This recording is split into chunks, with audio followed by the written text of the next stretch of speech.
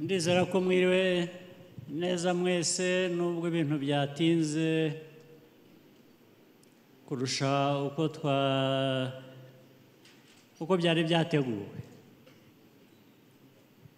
Ubwo nabyo ni ibibazo tugihanganye nabyo. Abantu bambwiye ko tekinoloji yadutengushye. Ubundi iyo bikunda byari gukorwa mu isaha imwe, twari kuba twatashye kare. Ariko nabyo ntabwo ari bibi kubatinza mukamarana umwanya munini wisumbuyeho, naho ubundi muhora buri wese aguruka agenda.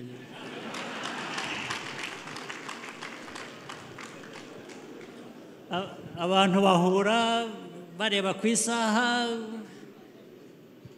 ntabwo musigaye mukora nk'abantu, musigaye mukora nk'imashini. Imashini zadutengushye rero zituma dusubira kuba abantu. Kuruhana burya ntabwo ari igitangaza. Reka njye ku ngingo nkuru z'uyu munsi. Icya mbere na mbere, ndashimira mwese muri hano n'ibyakozwe byose n'ibyavuyemo muri ibyo bikorwa.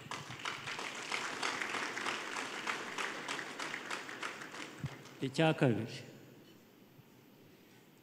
mbere y'uko ngera ku batowe uyu munsi, nanjye byangezeho,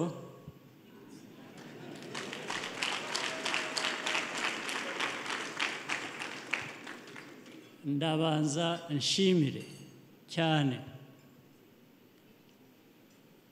abari basanzwe muri iyi mirimo.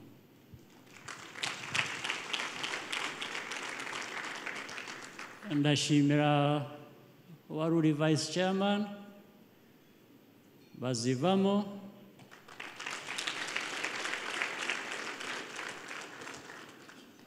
akazi yakoze, akazi twakoranye, akazi yakoreye RPF, ndetse hejuru y'ibyo yakoraga n'indi mirimo.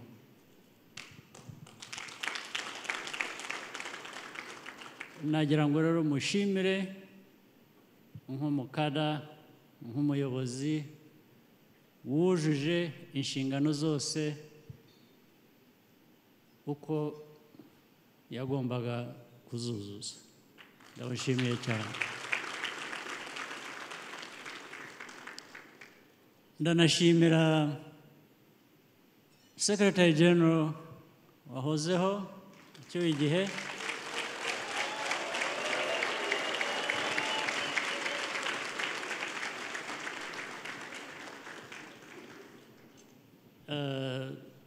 Secretary General Ngarambe wahozeho, ndetse izina rya Ngarambe ntabwo yari akirikoresha, yari yasigaye yitwa Secretary General.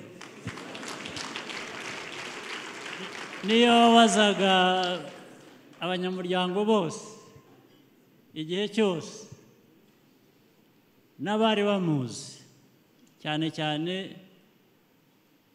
abatari bamuzi, ukamubaza uturiya mugabo yitwa nde, barakubwiraga ngo ni Secretary General. Ibyo birumvikana rero impamvu byari uburambe ku kazi, ariko ntabwo byari uburambe gusa, byari uburambe bujyanye no kuzuza inshingano uko byari bikwiye.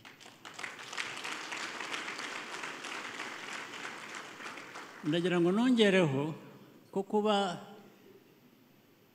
batongeye gutorwa uyu munsi ngo bakomeze, ntabwo ari uko abanyamuryango ba RPF batashatse kubaha icyizere. Oya, yaba bazivamo, yaba Ngarambe, nibo bahisemo kuvuga ngo reka tube turuhutse tubirekere abandi bakomeze. Sinshidikanya ko iyo baza kongera gushaka kwitoza ko batari gutorwa.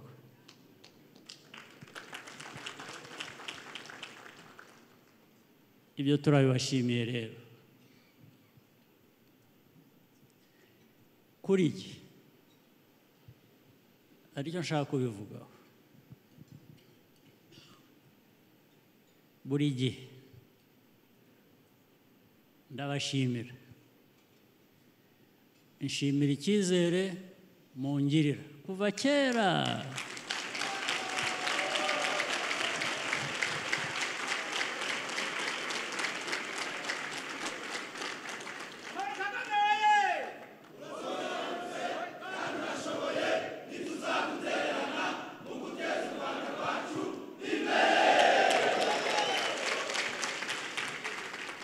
Kuva icyo gihe cyose kugeza n'uyu munsi ndabashimira, biranshimisha. Ibyo ntibisubirwaho, reka mbe mbishyize iruhande. Icya kabiri, iyo mwanshyizemo icyizere nk'iki buri gihe kandi bimaze igihe kirekire,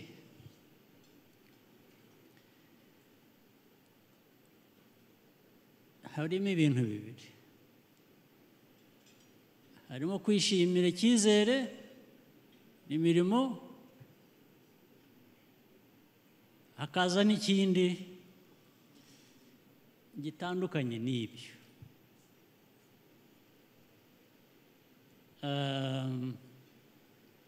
Mbonye ijambo ryiza ryo gukoresha,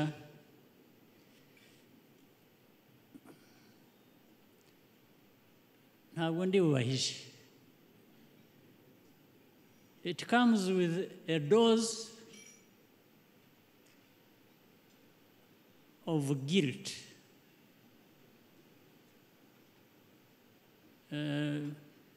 Numva mfite umwenda, numva hari ikintu mu byiza tugenda twuzuza hamwe bishingiye kuri icyo cyizere, ni ukuvuga ngo hari iki kibuze, tugomba guhora dushakisha uburyo bwo kugikemura, bwo kukibona. Icyo mvuga ni iki? Icyo mvuga ni ukuvuga ngo dufite inshingano. Ngewe ishyiramo uwo mwenda nk'umuyobozi wanyu, mwashyiramo icyo cyizere kingana gityo. Mfite umwenda wo kuvuga ngo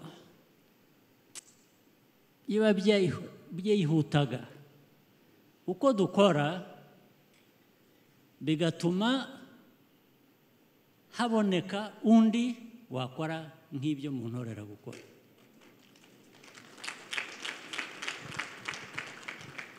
Nicyo nshaka kuvuga. Niyo navugaga harimo doze ya guilt, mbese bigasa nkaho ari n'icyaha mfite yo kuvuga ngo wananiwe gukora n'abo ukorana nabo ku buryo twibonamo abandi bashobora gukora nk'ibyawe, nk'ibyo tugusaba gukorana nawe. Nicyo nashaka kuvuga. Buri munsi, buri teka uko dushaka chairman, akaza Kagame, 99% mu buryo busanzwe kuki bitaba byiza, ariko hari icyo kintu nunashaka ntabwo ari ibyo kuba chairman wa RPF gusa, umuyobozi wa RPF gusa. Ndanabyifuza ko byaba no ku buyobozi bw'igihugu.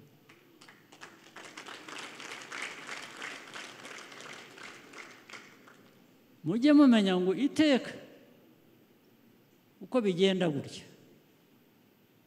uko ngaruka mu nshingano mu mpaye cyangwa mu mfashamo cyangwa mu shyigikiramo, uwo mwenda wo kugera kuri ibyo ni kugenda wiyongera.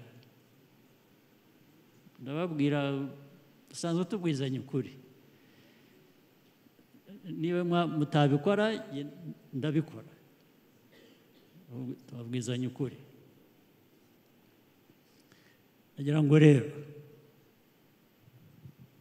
namwe mukomeze mubitekereze, ntibikabe ibintu gusa bihita tukishima tukaba nibyo. Rwose hari impamvu nyinshi zigomba gutuma twishima.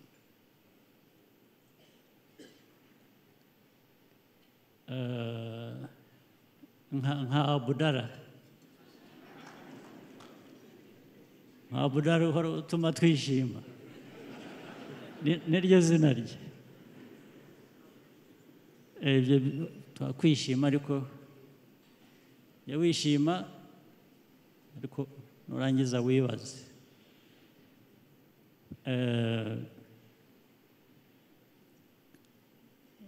Ibyo nibyo bivamo kubaka ibizaramba igihe kirekire cyane. N'ubu nibyo twubaka bizaramba, ariko iyo ukemuye icyo kibazo biramba byiyongereyeho. Reka mbaganirire mbabwire, murabizi twahereye 2010. Wenda bamwe muri mwe cyangwa abandi bari bataranavuka cyangwa bari bakiri bato, 2010 ntabwo ari benshi bari bahari.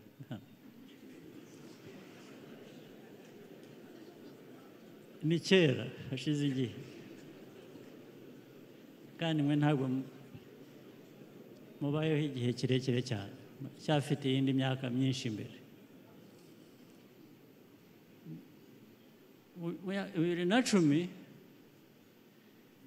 hari abantu abakuru bari hano baribuka, twagize inama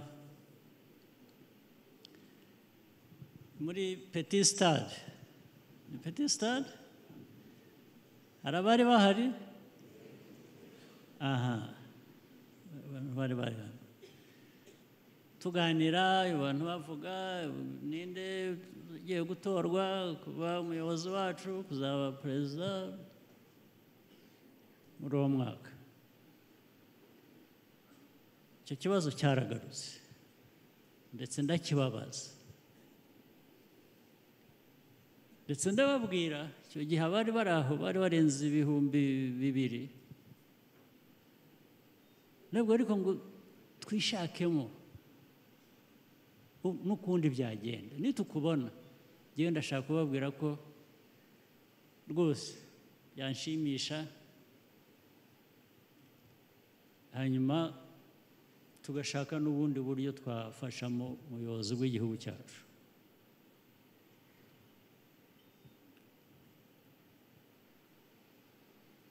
Ibyo nigeze kuvuga kare rero, ibyo ari byo byose tugomba kwikorera ibyo twifuza twebwe ubwacu, ubundi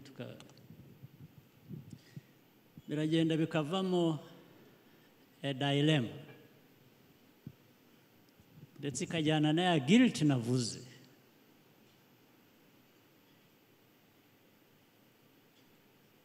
Ndetse byageraho bikajyamo noneho the other external factors nazo twavuzeho,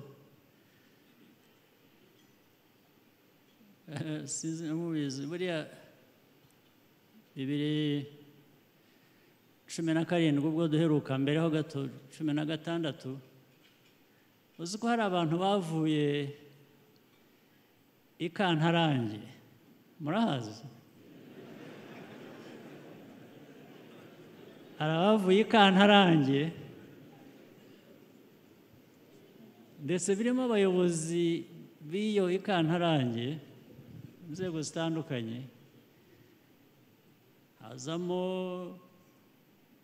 murabazi batoya abantu bitwa abasitari nabo murabazi batandukanye ibyamamare bazwi ku isi hose sinirwa mbavuga amazina baza bari bageze nko kuri 12 batandukanye bazanywe n'iki bazanywe no kumbaza ngo ariko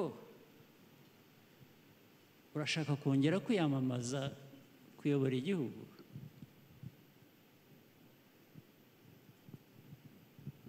ibyo nabashubije nabyo ndaza kubibabwira ariko icyo gihe bambazaga bambwira ngo sigaho utabikora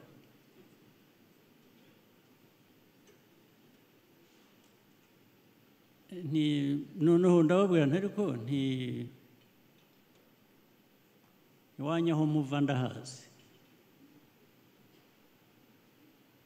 ibyo mukora ndabizi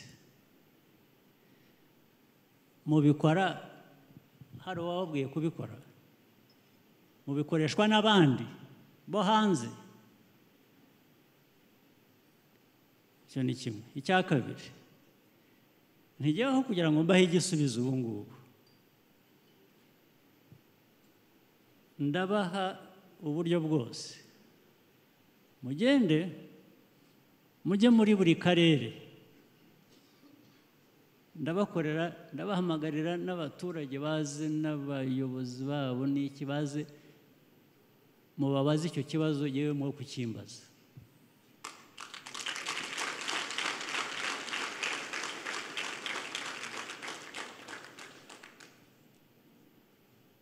hanyuma ubwo birabirangiye ndetse bazana bari bafite na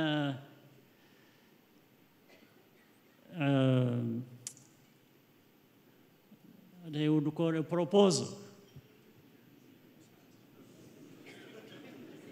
bambwira ngo ariko bampaye proposal z'ubwoko bubiri cyangwa butatu cyambere barambwira ngo ibintu byose umaze gukora bajyaho barabishima bavuga bimwe ndetse ndababwira ariko mwe mubizi muti ibyo byiza ubundi bageraho gute konzi ko bigera ku banyarwanda mwe mubizi muti ariko reka ibyo nabyo mbiyihorera ubu batangira barambwira ko hari imirimo iri international bashobora kungezaho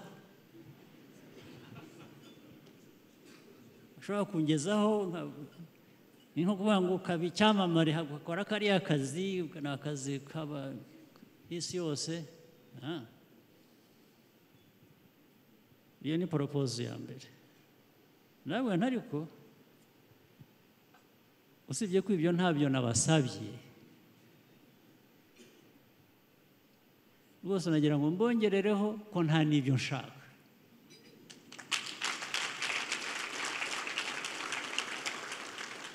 ntabyo nshaka byaba gukomeza cyangwa bitaba gukomeza ntabyo nshaka ibyo mumpa icya kabiri bakambwira ngo ariko ngo buriya ufashe umuntu ukamushyiraho ndetse batararangiza baba bambwiye amazina umwe babiri nk'akanaka ndavuga nti abo bantu ndabazi abanyarwanda turabana turakorana ndabazi ariko icyabazinduye mwaje kumbwira ibi byose ni nako mwabivuze mwambwiye ngo murambwira demokarasi ibamo impinduka ikagira ite ariko niba mwavugaga demokarasi muri demokarasi utegekwa uwo washyiraho akagusimbura iwanyu niko mubigenza muhitamo ababasimbura cyangwa se muri demokarasi urumva wowe ushaka kwigisha demokarasi ukwiriye kunzanira izina ry'umuntu abanyarwanda bakwiriye kuba bibonamo mwumva bishoboka nta bisubizo ndababwira rero bari baje mu gitondo nka saa 5 turanwa ubu twagize ibiganiro birebire tugeze saa 7 ndababwira nimuze mbahe lunch nimurangiza mutahe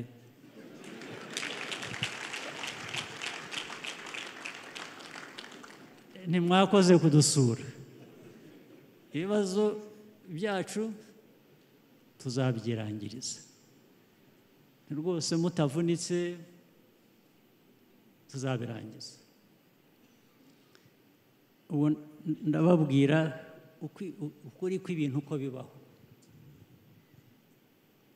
rero hari iyo dilema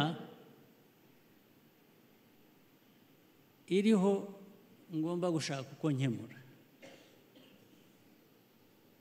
naho bitazavamo icyizere imikoranire byiza dushima kugira ngo bizavemo icyaha ntabwo ari byo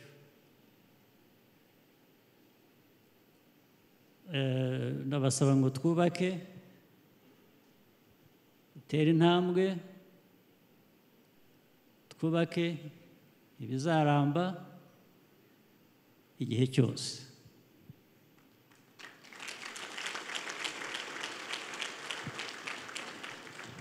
n'aba mwatoye mu mirimo itandukanye abajeni abakomiseri y'iki n'abandi bari hano batatowe kubera ko imyanya yo ni mikeya ariko ni iy'uyu munsi ni iy'iki gihe ariko ntibibuza abantu guhora batekereza uko noneho n'izi nshingano abazihawe mu bitekereze mukore ku buryo ibyo abantu bibaza ibyo baganira ibyo bagira bate muri mwe no mu bandi bikomeze bishakirwe igisubizo kandangirize ku kindi kijyana n'iyo dairema ubu n'uyu munsi n'ikindi gihe mu minsi ishize itari ya kera muzi bitwirirwa dushakisha abantu bose uko bazana ishoramari hano ibintu byinshi ku isi hose mfite amabaruha nibigera igihe rimwe nzayabasomera n'abayanditse unakambwira atari ko turakora ibi mu Rwanda twashyizemo amafaranga angana atya turashaka gushyiramo andi kambaza ngo ariko muri 24 uzagaruka cyangwa ntuzagaruka abo bo nibo banteye n'impungenge kurusha ba bandi baje kumbwira ariko bakanabikubwira akambwira ngo turakubariza kuri ntabwo nzashyira investment ya miliyoni 100-200 z'amadolari mu Rwanda ntarishuwa y'aho ibintu bigana igihe kingana iki. Kambwira batyo nageraho hari biriya byo kuvuga ngo igihe kibaye kirekire dukwiye gushaka uburyo ibintu bigenda bisimburana. Yene hari icyo kindi yimbwira ngo ariko cyari hariya cyangwa niyo bigize cyo ntabwo tukije. Niyo dilema navugaga. Dilema igendega kuri ikavamo na guilt. Bisa nkaho hari icyaha, nkaho hari icyo wakoze. Ubwo nkabigiranya nkashaka uko mbigirana ariko ibintu bizagenda neza.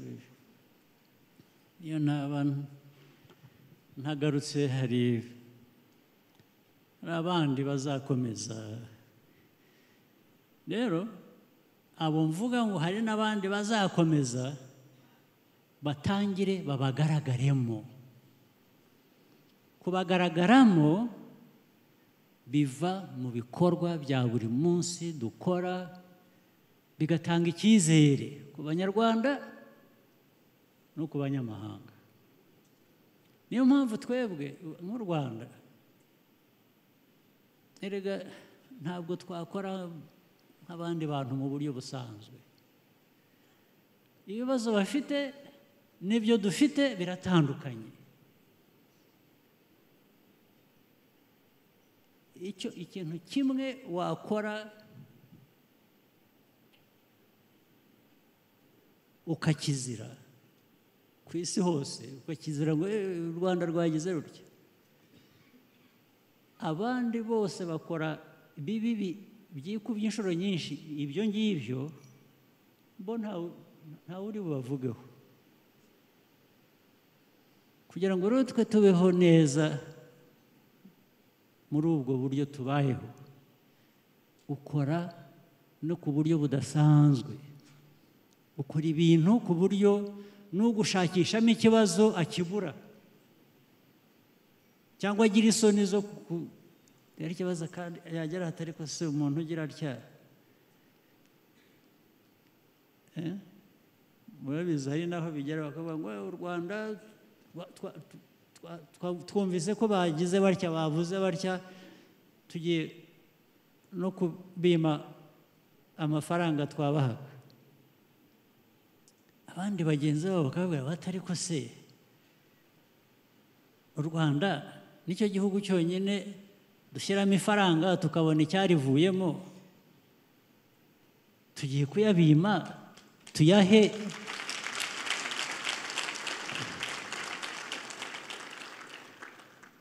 tuyahe aho dushyira amafaranga bugacya yarigise utazi aho yagiye. So that is the differentiator.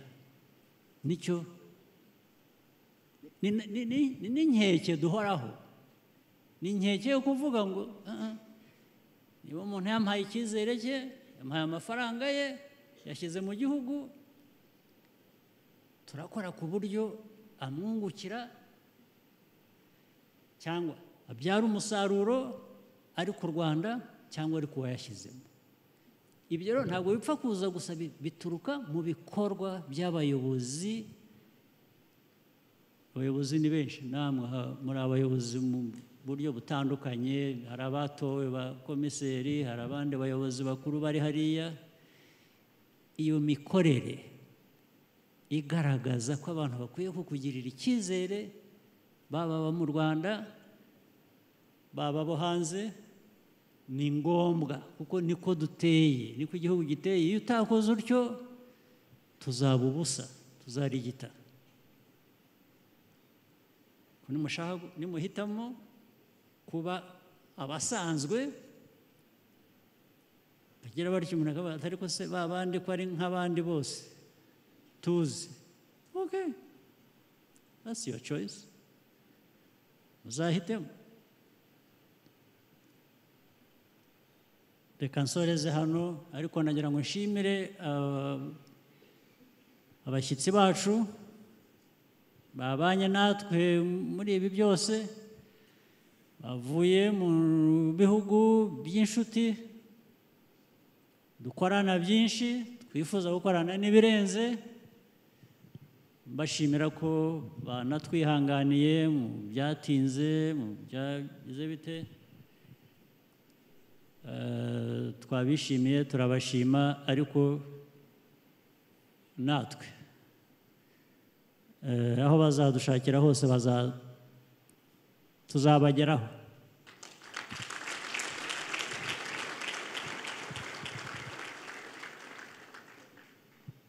murakoze cyane rero mugire ijoro ryiza n'ubuzima bwiza bw'igihe cyose.